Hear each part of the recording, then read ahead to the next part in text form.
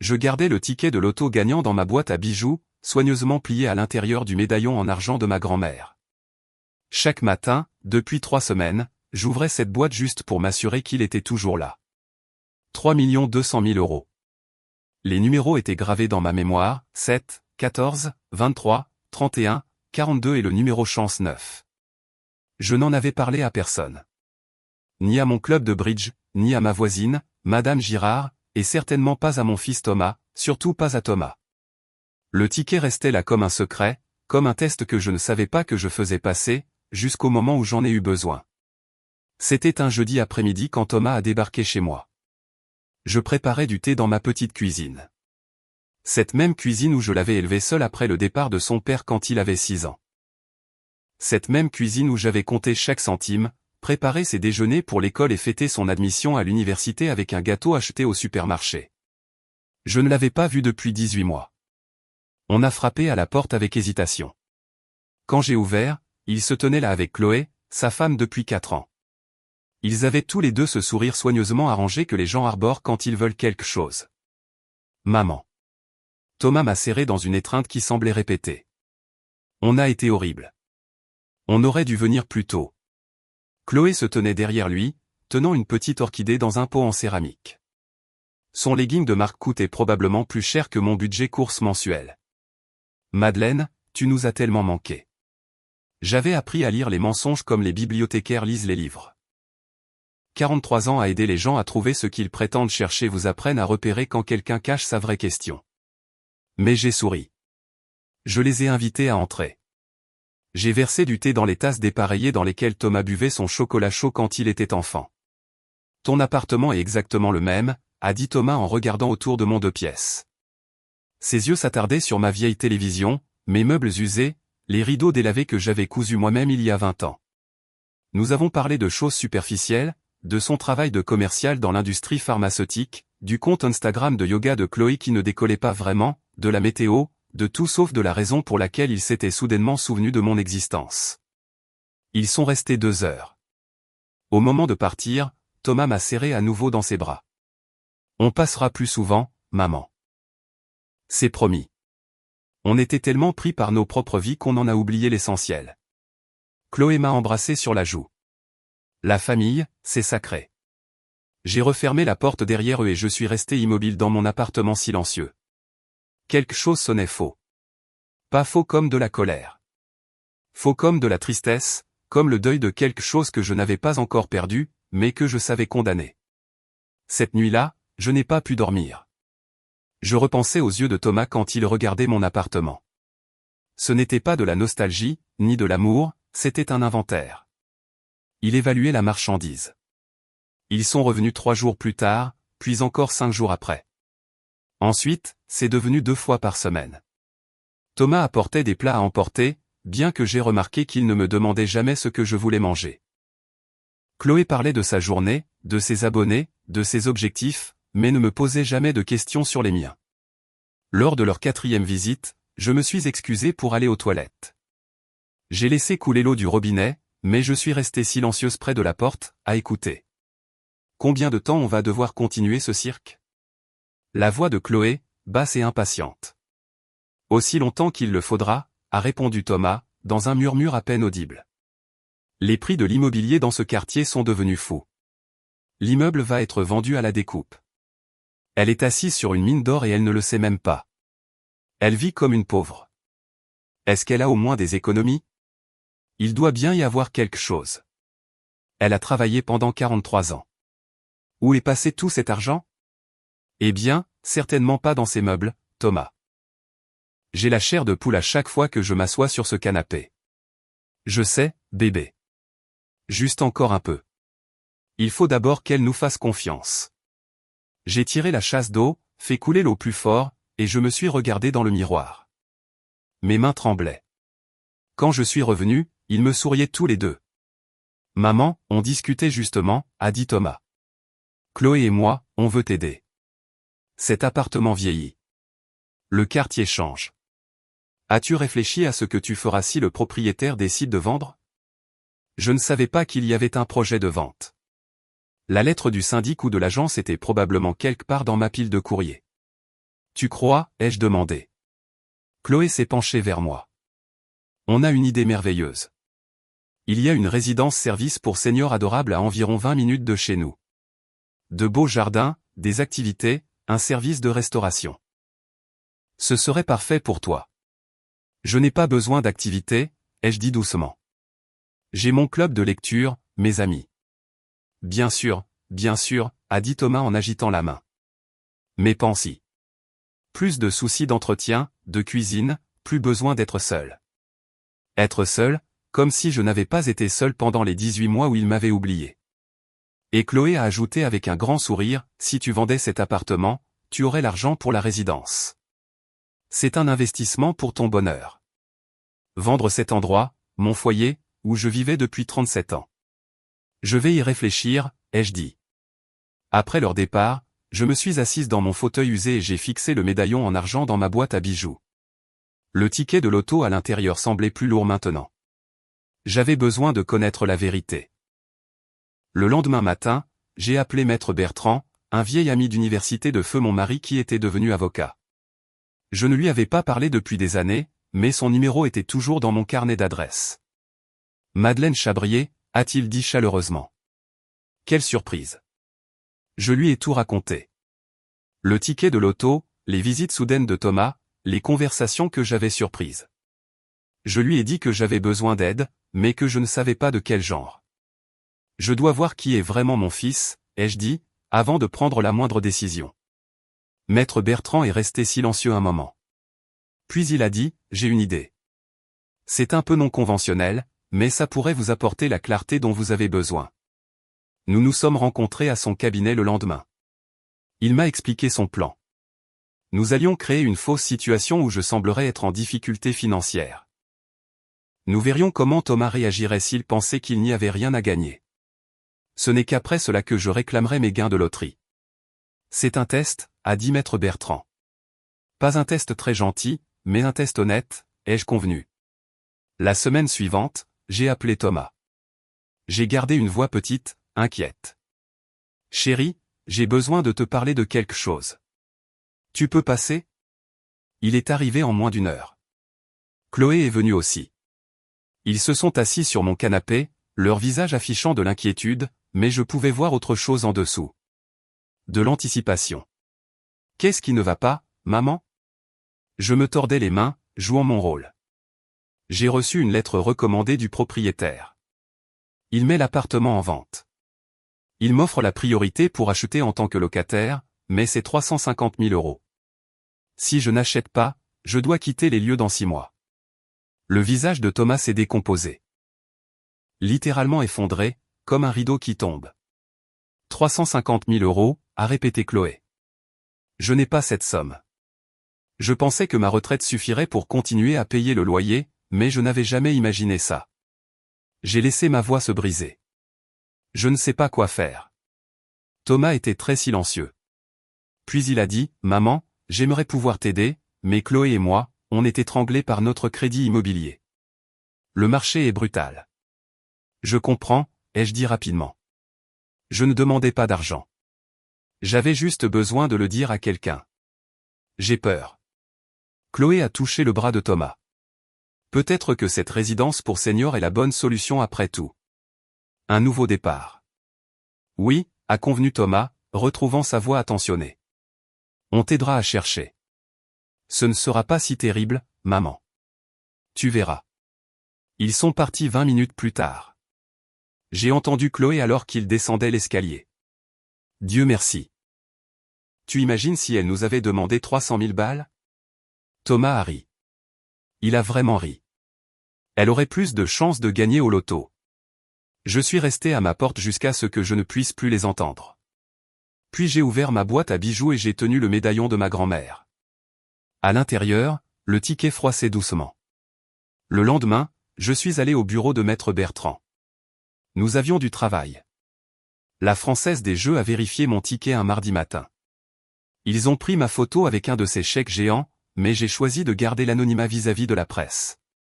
L'argent serait sur mon compte sous 2 semaines. Comme les gains de loterie ne sont pas imposables, j'allais recevoir l'intégralité de la somme, plus de 3 millions d'euros avec les intérêts accumulés sur la cagnotte initiale. Maître Bertrand m'a aidé à tout mettre en place. Nous avons trouvé un magnifique appartement de 3 pièces dans une résidence standing à 40 minutes de là, avec vue sur un lac. Nous avons organisé le déménagement.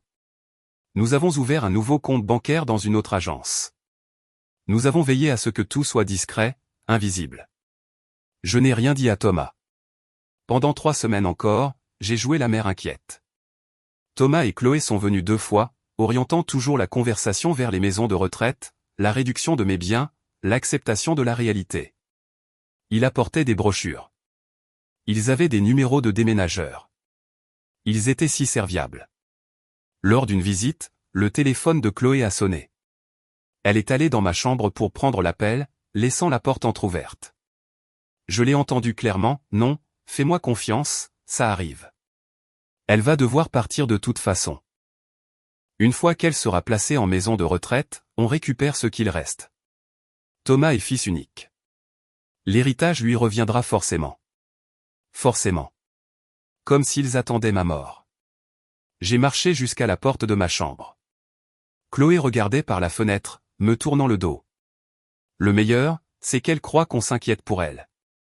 Thomas est tellement doué pour jouer le fils dévoué. Encore un mois et elle signera tout ce qu'on lui mettra sous le nez. Je me suis raclé la gorge.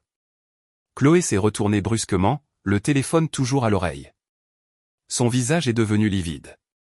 Je dois te laisser, a-t-elle dit au téléphone avant de raccrocher. Madeleine, je sors de chez moi. Ma voix était calme. D'un calme mortel. Tu as mal compris ce que tu as entendu. Sors. Et emmène Thomas avec toi. Maintenant.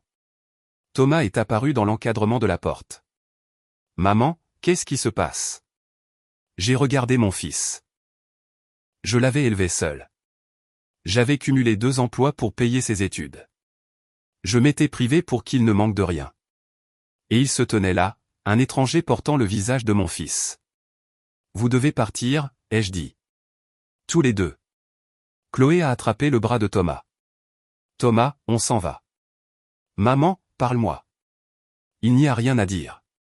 Vous avez rendu les choses très claires. Après leur départ, je me suis assise et j'ai pleuré. Pas pour la trahison. J'avais déjà assimilé ça. J'ai pleuré pour le fils que je pensais avoir, celui qui existait dans mes souvenirs, mais nulle part ailleurs. Puis j'ai séché mes larmes, appelé mes déménageurs et confirmé la date. Le jour du déménagement était un samedi. Thomas a appelé 14 fois. Je n'ai pas répondu. Il s'est présenté à mon appartement, mais les déménageurs chargeaient déjà les meubles. Il est resté dans le couloir pendant que je supervisais. Maman, s'il te plaît, parlons de ça. Il n'y a plus rien à dire. Où est-ce que tu vas? Ce n'est plus ton problème. Je suis ton fils. Je l'ai regardé à ce moment-là. Vraiment regardé. Non, ai-je dit doucement. Tu es un étranger qui partage mon ADN. Un fils se serait soucié de ma peur. Un fils aurait aidé sans attendre d'héritage. Un fils m'aurait aimé même si je n'avais rien. C'est pas comme ça. C'est exactement comme ça. J'ai tout entendu, Thomas. Vous deux, chaque mot. Son visage s'est décomposé. Pendant un instant, j'ai revu le petit garçon qu'il était, celui qui me rapportait des pissenlits du parc. Puis je me suis souvenu de la voix de Chloé. Le numéro du fils dévoué. Ne me recontactez plus, ai-je dit. Les déménageurs ont fini de charger. Je suis monté dans ma voiture et je me suis éloigné de cet immeuble pour la dernière fois. Dans mon rétroviseur, Thomas restait seul sur le parking, devenant de plus en plus petit. Mon nouvel appartement était magnifique. 2 chambres, un petit balcon donnant sur le lac, une communauté de gens de mon âge qui avaient choisi d'être là, pas parce qu'ils y étaient obligés. J'ai déballé lentement, prenant chaque décision délibérément. C'était chez moi, à moi. 3 jours après mon emménagement, j'ai reçu une lettre de l'avocat de Thomas. Il contestait mon droit à disposer de mes biens avant de régler les obligations familiales. Il prétendait que je leur avais caché de l'argent, que je devais à Thomas une compensation pour des années de soutien émotionnel. J'ai appelé Maître Bertrand. Il a lu la lettre et a ri. Ils n'ont aucun dossier. C'est du bluff. Vous ne leur devez rien. Mais Madeleine, je pense qu'il est temps. Temps pourquoi? D'encaisser ce chèque. Ça fait presque 2 mois. Vivez votre vie. Il avait raison. L'argent est apparu sur mon compte un mercredi. Plusieurs millions d'euros. J'ai fixé le chiffre sur l'écran de mon ordinateur. C'était irréel et parfaitement réel à la fois. J'ai fait un don de 50 000 € à la bibliothèque municipale où j'avais travaillé pendant 43 ans. Ils ont donné mon nom à une salle de lecture pour enfants. J'ai créé un fonds de bourse d'études pour les mères célibataires essayant de finir leur diplôme. 30 000 € pour commencer, augmentant chaque année. J'ai acheté une voiture neuve fiable, rien de tape à accent grave-l'œil, juste quelque chose qui ne tomberait pas en panne. J'ai investi le reste prudemment avec les conseils de Maître Bertrand. Les rendements me rapporteraient confortablement 5 000 € par mois pour le reste de ma vie. J'ai rejoint le club de lecture de ma nouvelle communauté. Je suis devenu bénévole à la médiathèque locale. J'ai pris un cours d'aquarelle et découvert que j'étais terrible à ça, mais ça me faisait rire. Je me suis fait des amis qui m'appréciaient pour moi-même, pas pour ce que je pouvais leur donner. 4 mois après mon déménagement, j'ai reçu une autre lettre, pas d'avocat cette fois, mais de Thomas lui-même. L'enveloppe était fine, l'écriture tremblante. J'ai failli ne pas l'ouvrir, mais je l'ai fait. Maman, commençait-elle. Je ne sais pas si tu liras ceci. Je ne t'en voudrais pas si tu la jetais. Chloé m'a quitté. Il s'avère qu'elle n'était intéressée que par l'argent qu'elle pensait que tu avais. Elle est avec quelqu'un d'autre maintenant. Quelqu'un qui a un gros héritage. Notre maison a été saisie. J'ai perdu mon travail. J'ai tout perdu. Je sais que je n'ai aucun droit de demander, mais je suis désespéré. Si tu pouvais juste. J'ai arrêté de lire. J'ai plié la lettre et je l'ai mise dans un tiroir. Je n'ai pas ressenti de satisfaction. Je n'ai pas ressenti de vengeance. Je me suis senti triste. Triste pour le petit garçon qui m'aidait à faire des gâteaux, qui me tenait la main pour traverser la rue, qui avait pleuré quand son poisson rouge était mort et que j'avais serré contre moi jusqu'à ce qu'il aille mieux. Mais ce petit garçon avait disparu. Peut-être n'avait-il jamais vraiment existé comme je m'en souvenais. J'ai écrit une seule lettre en retour. Je suis resté brève. Thomas, j'espère que tu trouveras ta voie. J'espère que tu apprendras que les gens ne sont pas des ressources à utiliser. J'espère que tu deviendras quelqu'un qui aime sans calcul. Mais je ne peux plus faire partie de ta vie. Ce que tu as fait n'était pas une erreur. C'était un choix, une série de choix. Et je fais mon choix maintenant. Je choisis la paix. Je choisis des gens qui me valorisent. Je me choisis moi. J'ai passé toute ma vie à prendre soin des autres. Il est temps de prendre soin de moi. Je te souhaite du bien, mais je te le souhaite de loin. Maman. Je n'ai plus jamais eu de nouvelles de lui. Maintenant, je me réveille dans ma chambre lumineuse et je vois le lac scintiller sous le soleil du matin. Je prends mon café sur mon balcon. Je lis des livres que je voulais lire depuis des années. Je ris avec des amis qui ont choisi d'être dans ma vie. Je fais du bénévolat avec des enfants qui me rappellent pourquoi j'aimais être bibliothécaire. Je pense parfois au ticket de loto. Comment 3 millions d'euros n'ont pas changé ma vie? C'est la découverte de la vérité sur Thomas qui l'a fait. L'argent m'a juste donné la liberté d'agir selon ce que j'avais appris. Les gens me demandent parfois si je me sens seul, à vivre par moi-même. Je souris toujours. Je suis seul, leur dis-je. Mais je ne me sens pas seul. Il y a une différence. Être seul signifie que vous êtes par vous-même. Se sentir seul, c'est être avec des gens qui vous font vous sentir vide. J'ai passé 18 mois à me sentir seul pendant que Thomas m'ignorait. Maintenant je suis seul, mais entouré d'une chaleur authentique. Je sais ce que je préfère. Le médaillon en argent de ma grand-mère trône sur ma commode maintenant. Le ticket de loto n'est plus là, encaissé et traité depuis longtemps, mais le médaillon reste, un rappel de ce qui compte. La famille, ce n'est pas toujours le sang. La famille, ce sont les gens qui sont présents. Qui se soucient de vous quand il n'y a rien à gagner, qui vous aime au pire de votre forme et vous célèbre au meilleur. Thomas m'a appris ça, juste pas de la manière qu'il prévoyait. La semaine dernière, j'ai acheté un petit voilier. Rien de luxueux, juste assez pour une personne et peut-être un ami. Je prends des cours. À 68 ans, j'apprends à faire de la voile. Mon instructeur a ri quand je lui ai dit mon âge. Mieux vaut tard que jamais, a-t-il dit. J'ai réfléchi à ça. Mieux vaut tard que jamais. J'ai passé toute ma vie à être pragmatique, responsable, à être ce que tout le monde avait besoin que je sois. Maintenant, je suis ce que je veux être. Et ce que je veux être, c'est libre. Certains soirs, je m'assois sur mon balcon et je regarde le coucher de soleil peindre le lac de couleurs que je ne pourrais jamais capturer dans mes terribles aquarelles. Je pense aux choix que j'ai faits, aux fils que j'ai perdus, à la vie que j'ai trouvée. Je ne regrette pas mon choix. Pas un seul instant. Parce que voici ce que j'ai appris, parfois, le plus grand héritage que nous pouvons laisser n'est pas de l'argent ou une propriété. C'est la leçon que l'amour ne peut pas s'acheter, s'exiger ou s'attendre. Il doit être donné librement, ou il ne signifie rien du tout. Thomas comprendra cela un jour, ou pas. Quoi qu'il en soit, ce n'est plus mon problème. J'ai un cours de voile demain. J'ai mon club de lecture jeudi. Je prends un café avec mon amie Patricia vendredi. J'ai une vie qui est enfin, complètement et merveilleusement la mienne. Et ça vaut plus que tous les tickets de loterie du monde.